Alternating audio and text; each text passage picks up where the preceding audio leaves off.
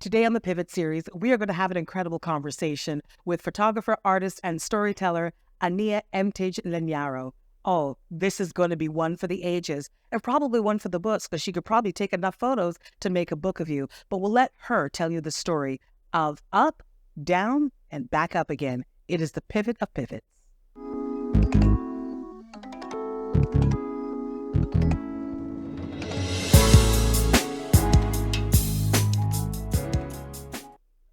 Aniya Emtage Legnaro, welcome to the Pivot series. Thank you so much for having me. Describe what you do. I am a photographer for women. I'm a storyteller. I let women see who they are again. A lot of women get lost. We tend to put ourselves, in fact, I'm not going to even say we tend to. We put everybody else above us. Our jobs, our family, our friends. Everybody comes before us and we lose ourselves. And my job is to let women see who they are again. And not only just who they are, all the different sides of them, the confident, the sexy, the badass, the everything, the serene. I mean, people cry with me and they laugh with me, they dance with me. And having them see that reflected at them after I know they lost it is incredible. Now, that takes an incredible amount of trust, I would think, one to another. So how do you kind of like emit that trust with your subjects? Can I call them subjects? You can call them subjects, amazing women, anything. This is a really interesting question. And I think part of that trust comes with me being honest in who I am. When I use my voice on social media, it might be an unpopular voice, but it's my truth. And I think people understand that if she's able to say something that people might not agree with, perhaps when she says, "Oh my God, you're beautiful," that's the truth. And I say it and it doesn't just start with coming into my studio. I say it from the get-go. On my website, there's a huge banner that says, "This is a safe space for everybody. I don't care what you look like, how old you are, your sexuality, what you do, that's not my problem. You're welcome here." And I think it starts from that. And trust is a huge thing because not only are women bearing their bodies towards me and letting me photograph them in the most vulnerable state because I am clothed and they are not. Not only that, I'm two people. I've got myself and my wonderful assistant with me. And power is in numbers. Yeah. And when somebody comes in and they see, "Oh my God, there are two people here that I have to get naked," you have to do your damnedest to let them know that this is a safe space and nothing that happens here goes outside. And I do that through my marketing. I let potential clients know that this is going to be your safe space for light and joy. And it gets me going. And is it ironic or intentional that it's all black and white? It can be both. It's ironic and intentional, but that is my method of choice. That's my medium of choice. Forever, I have always gravitated towards black and white, and I've been told, "Oh, but you live in the Caribbean, you have to show color." Yeah, exactly. And I tried, but I will say when I have an image in color, I feel like I'm suffocating. I feel like I can't breathe almost, unless it's an intentional color image. When I work on the image in black and white, it's literally like I'm breathing again. Even talking about color, my body starts to tense up. But black and white, you really strip everything away, and you are focused on those person's eyes, their body language. You can see fear, intimidation, vulnerability, joy, sadness. You see it without having to look around and see, "Oh, that's a beautiful sunset," or no. You are on your subjects. So it's the focus. It is the focus. Now let's talk a little bit about focus. You're at photography now, telling stories through photos and pictures and images. Yeah. But you started off in criminology.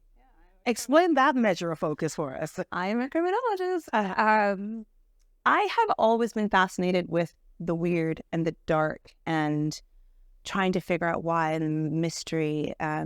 Like I grew up on Unsolved Mysteries and America's Most Wanted, and I always needed to know why. What happened? What happened to that person? Why did they do it? It was just a fascination. That's how it started. And honestly, I was the kid that literally had no idea what I wanted to do. Like, my siblings were set. everybody around me was set. They had their life organized. Me, I was like, oh, I don't know what I want to do. But then when I got to school, there was the criminology degree, and I thought, this is it. This is my life. And it was amazing. I knew that's where I needed to be. So I did my undergrad criminology, I did my master's in criminology, and that's where I ended up in the first part of my story. Right, because you really were a student of criminology. It wasn't just a fleeting thing. No, and then I moved down to Barbados after my life took a weird turn, and I was working at the Task Force on Crime Prevention here as a criminologist, and it was incredible, dark and incredible. Wow. That's not really how I would describe criminology, like, ooh, dark, incredible, must have. But yet you found your niche there. I found it. And I was working specifically with human trafficking in minors for sex, which opened my eyes to the inhumanity of people. It tore me up. I have to say, it tore me up. I started seeing my children and the victims. It's a dark, clandestine, awful world. And not many people know about it. And it thrives because of its clandestine nature, right? Like, that's how it can thrive. Stay away, so we don't want to know. Yeah. And the victims that are chosen are, generally speaking, victims that society doesn't care about. So if she's missing, not my problem. But, so it was intriguing, this world that I was a part of and I loved, but it was equally hard.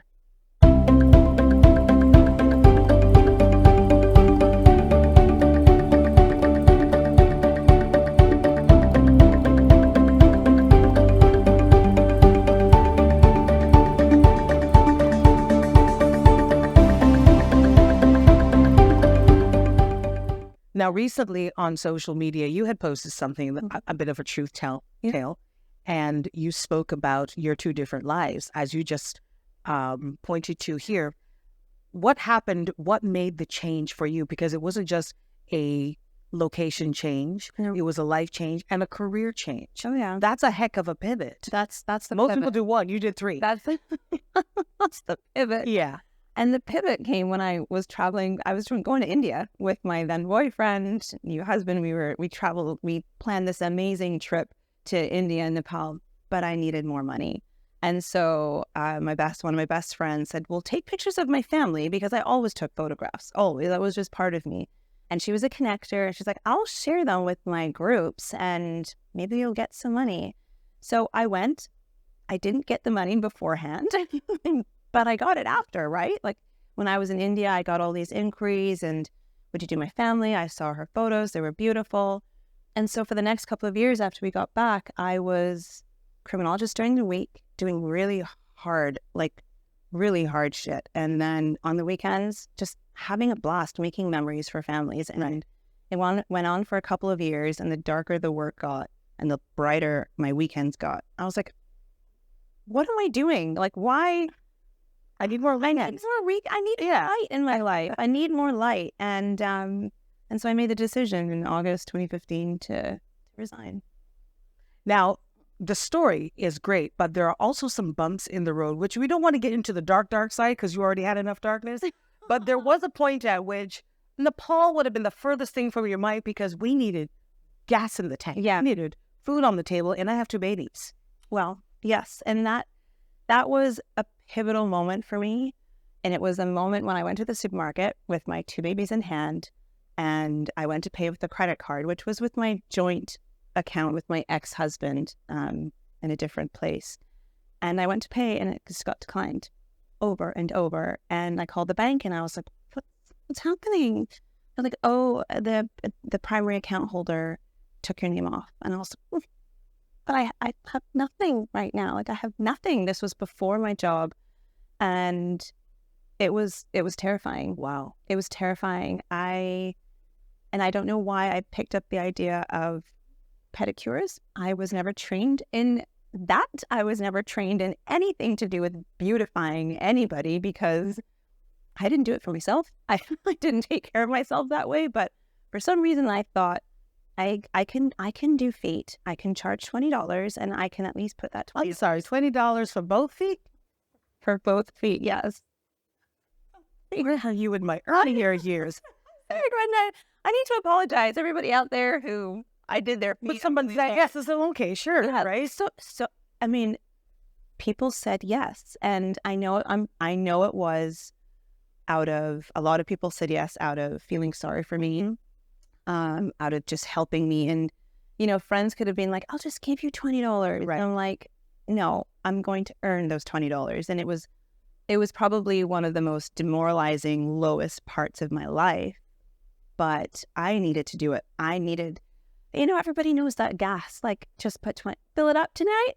Oh, no.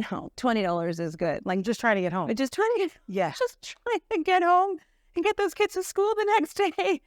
But yeah, it was, I think part of that made me. I think that gave me that broke down my wall of shame, of fear, of having people see, oh my God, Aniya is doing feet. But then I started to take pride in it. Like, I started to buy like cute things for the feet. And I mean, I look back and it was a really shitty time, but I learned so much. I will not change it. I will go and do every single person's foot again. What is the one takeaway you can think of that says, this was a common thread every time I spoke to someone or did their feet, or, on my way there saying, I cannot believe I'm doing another set of feet? No, it was for me, humility. It was for me realizing that nothing is coming to me. I've got to do this. And I would never change it. I mean, yes, there was, this feel of, what am I going to do next? Like I said, everybody around me had their shit together, right? Had their life together. I was in an island with 2 children with my family around, but I felt so alone. And what the hell am I going to do? It was dark times. There are probably some women out there thinking to themselves, this sounds vaguely familiar, perhaps apart from the pedicures, but they're thinking, I too have people around me, but no actual community. How did you start to curate your community? Community is huge. It is probably the most, it is the most necessary thing we need. I mean, something as basic as being a mom, you need a community. And if you don't have that, you're going to fall into really hard times. But for me, I knew that community meant different things to different parts of my life. Community and even going past that time, even a small community for my photography. I needed help. I never went to school for photography. I didn't know what I was doing, but what I didn't have was fear to ask. I had no fear in saying, how do I do this? I have no idea. Can you take a look at this photo and tell me, where have I gone wrong? Because this is not what I had in my head. I had a community for that. And then I had my family here, which is huge. I mean, huge for me. I don't have many friends. I came back from the divorce to an island. It's almost like it forgot me, right? I didn't have friends at all. I remember calling people and saying, hi, I don't know if you remember me, but I got your number from this person. I have 2 kids. I know you have some kids. If you're ever doing anything, would you mind inviting me? I mean, I know this sounds desperate and silly, but would it be okay if I come? I'm not a serial killer, right? Like, I'm not a psychologist, but yeah, but no. But it was really and truly just cutting down shame, cutting down fear. And that's a big one, especially for women. Yeah. And, everything we do is under the microscope, 10 times larger than others. Exactly. Yeah. So to now have to ask. Can I be your friend? I don't know you. I may have just screwed off with you when I was here and I was young because I was living a life that I thought I wanted to just be a wife and a mom. And I did. I let go of so many friends, and then having to come back and ask, can I be your friend? And it's funny because those few people that I reached out to and literally begged to be their friend are the few people I'm still friends with now. And that is so huge when it comes to the support and the community. You don't have to have a large one. You just have to have a good one. Now, because you asked so many questions, we're going to get into how we managed to really shape your photography and start to build a business that you can actually support yourself and your children. Yeah, that was hard. I knew nothing about business. And I will say, I still don't know a lot about business. We're ever learning. The one thing distinctly remember was everybody telling me, don't do it. Do not leave your position. Do not leave your guaranteed salary every month. Are you crazy? Like, you're never going to have a market for this. Never. Like, don't do it. And I listened to myself and I was like, screw it all. I'm going for it. But I knew nothing about business. We were never taught in class about business. We were never taught about how to manage money, how to invest money, how to make a business grow, how to do quarterly goals. Like, none of that. I had to learn what I didn't actually know I needed to know. And that's literally, I mean, I'm just going to say it. I was the YouTube queen. How do I? How do you? What does this mean? And that's, I think, that was key for me, asking the questions. Like, I was the kid in class that put up their hand. I don't get it. I don't get it. I don't get it. Kids would be annoyed with me, but I needed to know. Like, I need to know. And so learning that way, and I mean, the internet is a beautiful thing, but one after the other, YouTube video after YouTube video, I got it. And I won't lie, I still don't know a lot of stuff, but I'm learning. I'm here and I'm learning it. We're going to find out more, learn more about you coming up.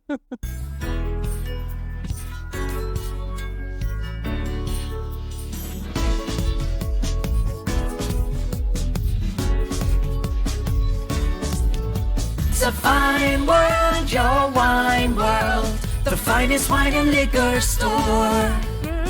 Finest wine and liquor store.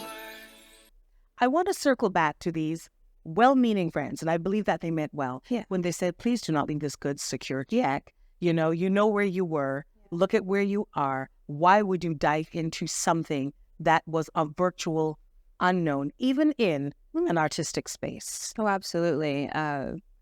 It was everybody said, don't do it. And you get to realize, and I didn't realize it now, but it comes with growth, that everybody has their own truth. And of course, they're well-meaning. And I'm also quite sure that at some point in their lives, they wanted to do something risky that they have not had the courage to do. And a lot of it is projection onto you, right? Or me at the time, the secure job, blah, blah, blah, blah, et cetera, et cetera. And it's their truth that they're putting on you. That's not mine. Mm-hmm. And my truth was, I needed the freedom. I needed the space to do what I wanted when I wanted it and to create. I needed that space. I was craving it. I'm not the in office at 8:30 and leave at 9 o'clock or 9, whatever time it was, 4:30. I'm not that. Mm-hmm. And I think it took a sense of maturity to sort of go beyond what everybody was saying, even though the rationality was there and they spell everything out for you. Yeah. It's like they're screwing with your mind almost. You're like, but I still want to do it. Yeah. You're like, I see that. No, I give that to you. Yeah, but I still have to do it. Yeah. And I just had to break through it. And it was hard because, I left on the Friday and on Monday morning, I looked at the calendar and there was nothing there. There was That's what that feels like. It was scary as hell. I opened the calendar and I'm like, how is it that I've had weekends booked when I was working? Is somebody playing a joke on me? And now that I've cleared my life for you photography clients, you're not there. Where are you? It was scary. It was terrifying. But then I took myself to breakfast, and being outside of the office at 10 a.m. in the middle of, in the Monday morning, so it was in the middle of the week, it was exhilarating. I was like, yeah, I do have my own business that I actually really haven't started yet because I don't have a client, but I can be here. It was a juxtaposition of two very polarizing feelings, this fear of, did I just do the right thing? Mm-hmm. And I think I did, because small joys and being in a breakfast place at 10 a.m. on a Monday morning, there was nothing like it. So it was breakfast for you. Some people, it was just a sleep in. Yeah. But there must have come a point where it really got serious. Like, I really don't have money earning activities happening right now. Yeah. Was the temptation there to say, no, I'm coming back? Never. It was never there. And that is what people need to push through. It is your truth. It is your life. You have to know that you can't get anywhere without the work, there's going to be hard times. There's hard times in everything. But if you just keep your eye on what you want, the more you focus on, the more you'll get what you're focusing on. But it was scary. And it wasn't a day. It was a good couple of, I would say a good couple of months where I was like, oh, what is happening here? But I was like, I'm not going back. I'm not going back. And magic happened. I got a wedding, which I'd never done before. And I was like, I don't know what to do with weddings. The person hired me anyway. And from then, it just started rolling. And that's how it went. That's because you were saying you don't know what to do with weddings. Most people like point and click at the bride, get the cake, get the gift. But no, truthfully, you had a personal aesthetic that you wanted to come showing through your work. So how did you get that wedding? How I got that wedding was I ended up showing her my family work, which is all documentary style, as in I go to people's homes. And so in the morning, let's just say somebody was hiring me from 6 a.m. and sometimes I'd sleep over at my client's house. And I would just get those moments of, dad helping his kid brush his teeth, get ready for school. I'd go with moms to pick up their kids from schools. I was documenting their life. And that's all I knew. That's how I knew how to photograph, through pure documentary work. Nothing posed, no going on the beach and jumping up and down. It was hard moments. I was photographing your kid crying when he got his head bopped, right? I was in there. And so I told her straight up, I said, listen, I have not photographed a wedding. If I photograph your wedding, it can only be in this way. It's documentary. That's it. I don't know anything else. And she was like, you're hired. Luckily enough for me, at that point, let's just say at that point, she was a UK celeb. So she had the images in all the magazines. And from then on, it just started rolling in. Yeah. It's probably important to let our viewers hear what happens in the doldrums, in the valleys when nothing is happening. We haven't met the UK celebrity yet. We haven't had reason to actually pick up our tools and work on it. How is your mind working? What are you doing during that time? It's in a place of panic. It's in a place of, holy shit, what am I going to do? Luckily enough, I was smart enough to prepare financially for 6 months of downtime. Right. But you don't want to have to dip into that, right? You don't want it. Dipping into that is almost like saying you guys were right. Yeah, right. Here we are. I don't want to dip into that. It was pure panic for those couple of months. And what I did for my own sanity was I just was creating with people around me, just friends, just family. I'd ask them, can I photograph you? There was no money exchanged out. They were like, cool. But it was just for me to just keep photographing. But panic was setting in. Back then, I didn't use Instagram as a tool for sharing my business at all. And so it was not easy to get work out, even work that you're doing for creative purposes. It was hard. It was really hard. And I would have fallen flat on my face had I not pre-planned for that 6 months of nothingness.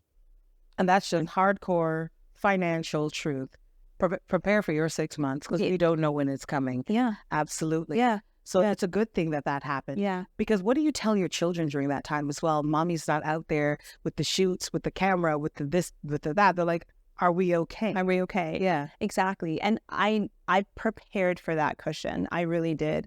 And they actually loved it. They were like, Mommy's home, because other than that, they were coming to my office.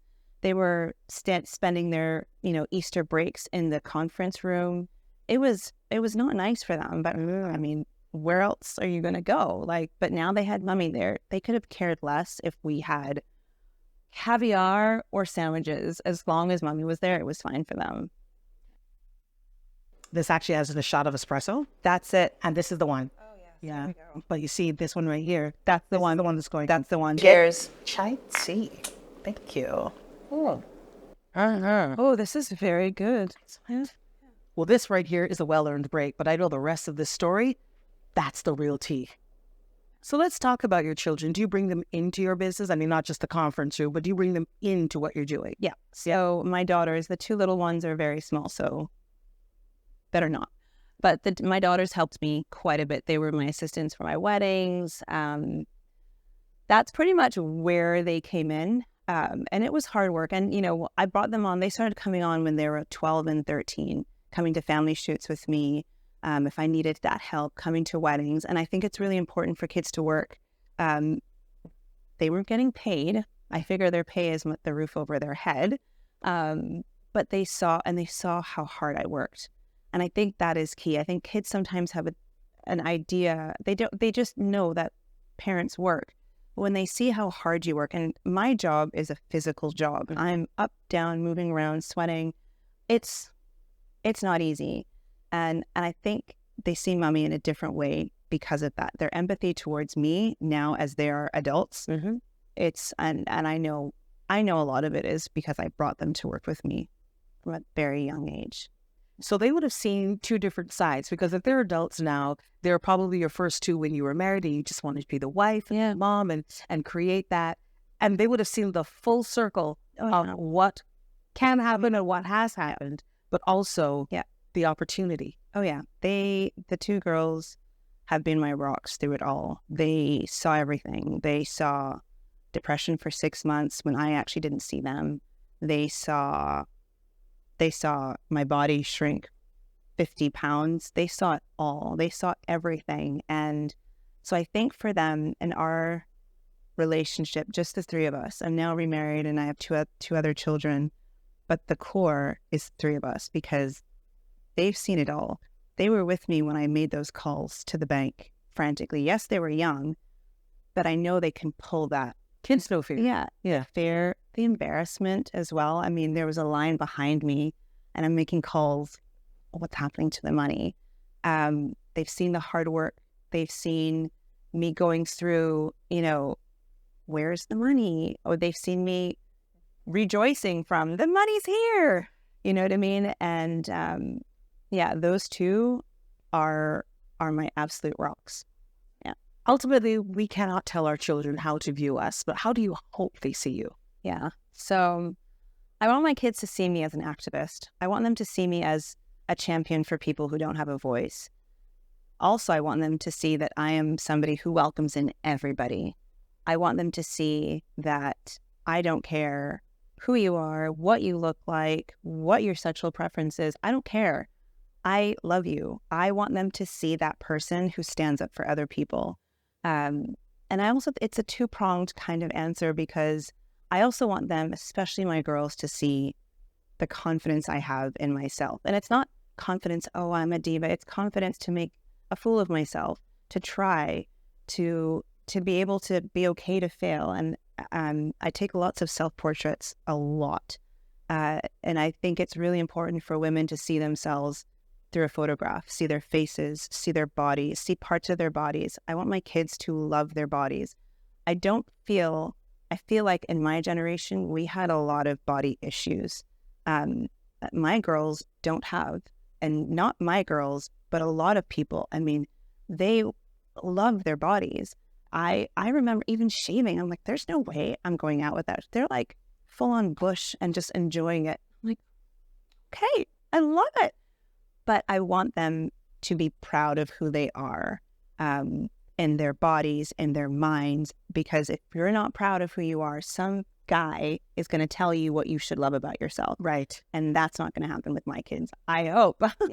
I hope. With Flow Business's new smart solutions, powered by super fast, reliable broadband, you'll feel like there are more versions of you working for you. From website design, development, and digital marketing to promote your business, 24/7 business class support to cloud solutions, security, and more. Multiply your growth today.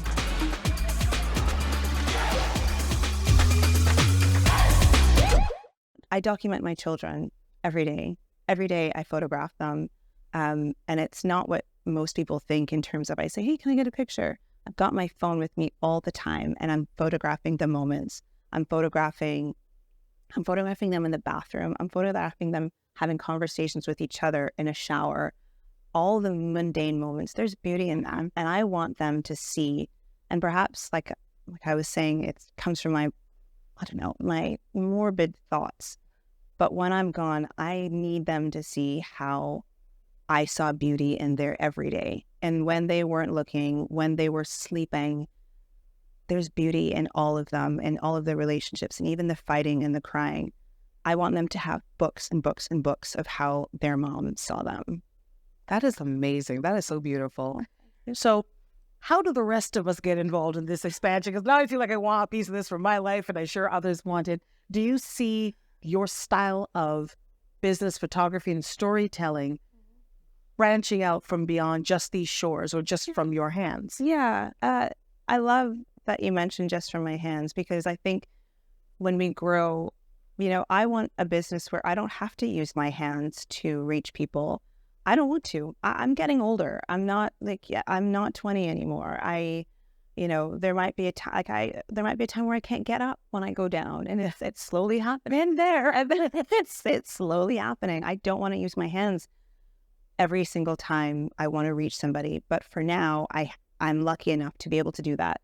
And, last year I explored photographing in my husband's town in Italy, in Padova, and in my other hometown in Toronto. And it was amazing. I loved it. And I thought, you know what? This is going to be where I'm going. Aniya Emtage Studios in Italy, Aniya Emtage Studios in Canada. I mean, if there's a will, there's a way. Yeah. We don't know how yet, but that's what I'm working towards. Yeah. What advice would you have for young up-and-coming artists who want to bring their own perspective to the world, but fear that they might just be walking in Aniya's path or walking in someone else's path? What advice would you give them? Yeah. And the thing about standing out or being your own person, you don't try to stand out. And I think a lot of people want to be really different, whether that's different like Aniya, whether that's different like another artist, whether that's different like Picasso, who knows? When you start to try to stand out, you lose the most beautiful thing about your work, and that's you. And there's 7 billion people in this world. You do not need to be like anybody else. But I think the problem is that people fear being themselves. People fear putting themselves out there. People fear their opinion. And I have learned in these past, I'm going to say few months, with what's going on in this world, when you use your voice, you connect to people. And when you use it loud and you use it strong, like I said before, people see the truth teller in you. People see that you're not afraid to use your voice, and it doesn't have to be distinct from your business. I think a lot of people are like, well, I'm not political, so I'm not going to say anything. You are your business. Yeah. And the more individual you are, the louder your voice is going to be. The more people are going to be either drawn to you or repelled by you. I want people to be repelled by me or repelled from me. I don't know whatever that is. I want people to look at my work and either be drawn to me or like I never want to work with her, because I want that visceral feeling. I want that feeling of I love it and I want that. Mm-hmm. But the louder and people coming up and wanting to be a photographer, they lose sight of you. People lose sight of what makes their work the most important work on this planet, and it's who they are. That is the key, to be unapologetically and unashamedly you. If you feel like you're an inner weirdo, be the damn inner weirdo. There are people that are going to connect with you. Yeah. I'm not for everybody. And I love it. It's exhausting to be for everybody. Yeah. Because then you're not true to yourself. Yeah. And I think that is one of the major things that people are missing in this world now, is and authenticity is such a 2017 buzzword. Yeah. But that's what people are missing. It still works though. It still works. Yeah. Be yourself. Just talk like you're talking to your best friend. That's how you do social media. Talk like you're talking to your best friend. Don't try and be poetic. Don't try and be profound. Just be who you are. And that is, I think, the biggest advice. And it sounds kind of lame, actually, when you think about it. Just be yourself. Because it's actually But it's harder than it sounds. So you got to make it simple. Just be It's yourself. hard.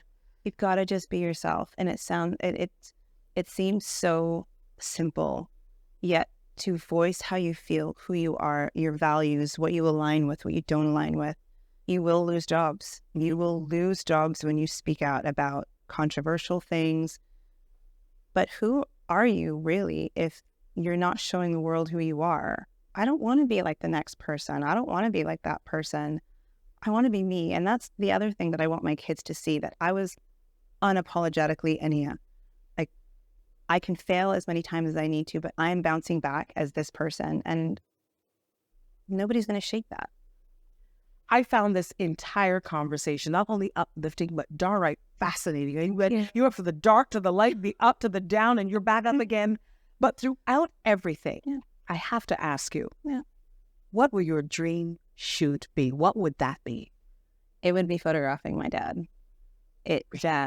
My dad is a big part of my life, and but he's a character. He's a very strong, proud character, and it takes a lot to strip away a lot of emotion from him, and a lot of, maybe I'm going to say bravado a little bit, and to get him to be in a zone of just pure, this is me. I haven't yet. And I want that. And I want it for him. And I want it for my siblings. And I want it for his grandchildren and his great-grandchildren, because he's never been photographed like that. I think that would be phenomenal. Yeah. It's a collection I would buy into as a daddy's girl. Yeah. I'd buy into it. I'll take it. Aniya, this has been one of the most riveting conversations. You had me sold. You really are a storyteller. And I just had to sit there looking like, I was being catered to. And we really appreciate you here on the Pivot series. Thank you so much for being a part of this. Thank you so much. It was incredible. Thank you. Absolutely. Did I not say we would need the tea? And we got it too. Aniya is the personification of trust and believe in yourself. It will fall into place. I really hope you enjoyed watching it as much as I enjoyed hearing about it and presenting it to you. Join us again on the Pivot series.